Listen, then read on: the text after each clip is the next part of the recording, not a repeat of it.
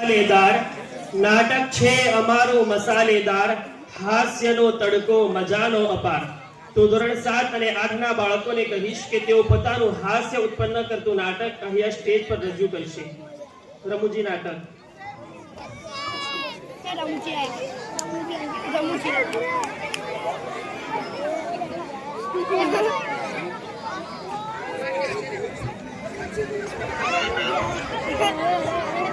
આવા નાટક નું કહેતા હું તો નાટક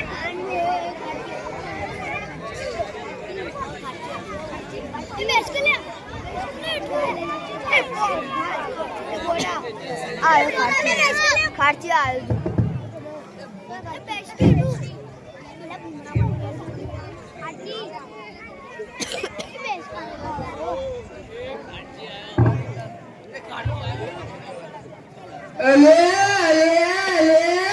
તમે 4 જણા હું ચપડ ચપડ કરો લે અને એને રમલા હવામાં કઈ નવા જૂની છે કે નહીં?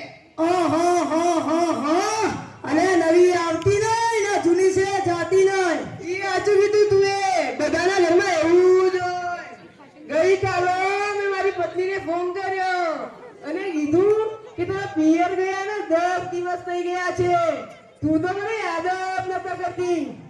એ કે હોતો છે એવું કર, મેં તો ચારે બાજુ તમે દેખા છો તુવરની દાળમાં, ચાવલના દાળમાં, ઘઉંના લોટમાં. સારું મને તો હાથ તો લાગ્યો, હું ધણી છું કે ધનેલું?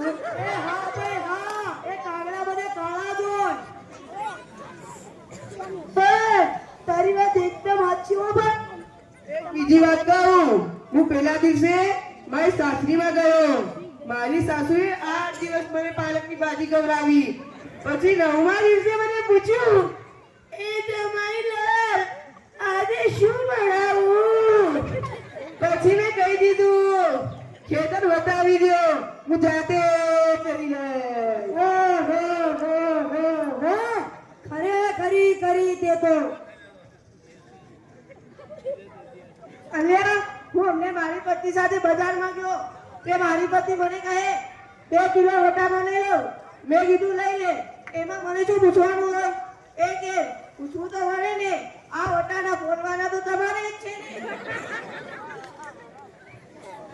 અલ્યા તમે બહેરોની શું વાતો કરો છો? આજકાલની પ્રજાતિ તો જુઓ, મારા ટેણીના હાથમાં ફોન આવ્યો એટલે પતી ગયું. સમજી લો, આપણે કોઈની સાથે વાતો કરતા હોય અને કોઈનો ફોન આવે એટલે હાલવા માંડે. એટલે આપણે કોઈ ખેતરમાં ઉભેલા ચાડિયા છીએ? એના મનમાં તો આપણે એવા જ હો. એના હાથમાં મોબાઈલ આવ્યો એટલે કલ્લો દુનિયા મુઠ્ઠીને. ધીરુભાઈ અંબાણી જોઈ લો.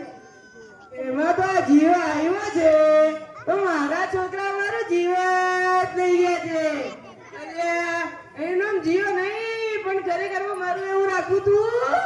એટલે મોબાઈલ આવ્યો એટલે આ કેમેરો ગયો, મોબાઈલ આવ્યો એટલે ઘડિયાળ ગઈ, એ મોબાઈલ આવ્યો એટલે બેટરી ગઈ, એ મોબાઈલ આવ્યો એટલે ટપાલ ગઈ, એ મોબાઈલ આવ્યો એટલે કમ્પ્યુટર ગયું, એ મોબાઈલ આવ્યો એટલે નિરાશ ગઈ.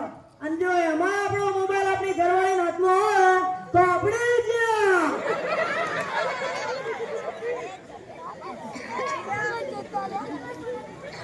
અલ્યા આ દીવાપતિ વાત યાદ આવી. હમણાં સુધી પેલા 25 પૈસા ચાલતા હતા એ કોણે બંધ કરાવ્યા ખબર છે તમને કોઈને? સરકારે બંધ કરાવ્યા. બીજું કોણ કરાવે? એ નૈયા એ 25 પૈસા પાવલી આપણા મુકેશભાઈ બંધ કરાવી. કેવી રીતે? જો હું કહું કે પેલા મુકેશના લગ્ન થયા ત્યારે આ પાવલી ઘણો પૈસો ગણાતી અને પેલા મહારાજ ઘડીએ ઘડી કીધા કરે છે, એક પાણીની ચમચી ભરો અને મૂકો પાવલી, એક ફેરો પૂરો કરો અને મૂકો પાવલી, બીજો ફેરો પૂરો કરો અને મૂકો પાવલી. પેલા મુકેશને એટલી કી ચડી કે આખું ગામ મને મુકેશ કહે છે અને આ મહારાજ મને મૂકો પાવલી કહે છે. મોટો થઈને આ પાવલી બંધ ના ગાવ ને તો મારું નામ મુકેશ નહીં. અને જો બંધ કરાવી જ ને એમાં તો આ મોબાઈલ આવ્યો છે તો આ છોકરાઓ કઈ વિગડ્યા છે, કઈ વિગડ્યા છે. જાણે મોબાઈલ અને એની માં ન હોય અને કઈ વસ્તુ લેવા મોકલ્યો હોય ને તો દુકાને જઈને બેસી જાય, કૂતરાની પૂંછડી ખેંચીને કાઢી નાખ્યા હોય. તારે મેં પેલા ભીખરાને કીધું કે તારો છોકરો પથ્થરના ઘા કરે, કોઈને વાગી જાય. ઈ મને કે ઈ માર છોકરો નહીં, ઈ માર ભાણિયો. માર છોકરો તો તારા બૂટમાં પાણી ભરે છો. એ લાટા બાટા સંઘાત કરીને સ્કૂલે મોકલ્યા હોય અને જ્યારે સ્કૂલેથી પાછા આવે ત્યારે ભણેલા કાગડા જેવા થઈ જાય. સાહેબે પરમ દિવસે મારા ટીણિયાને પૂછ્યું કે 5 પ્રાણીઓના નામ જણાવો.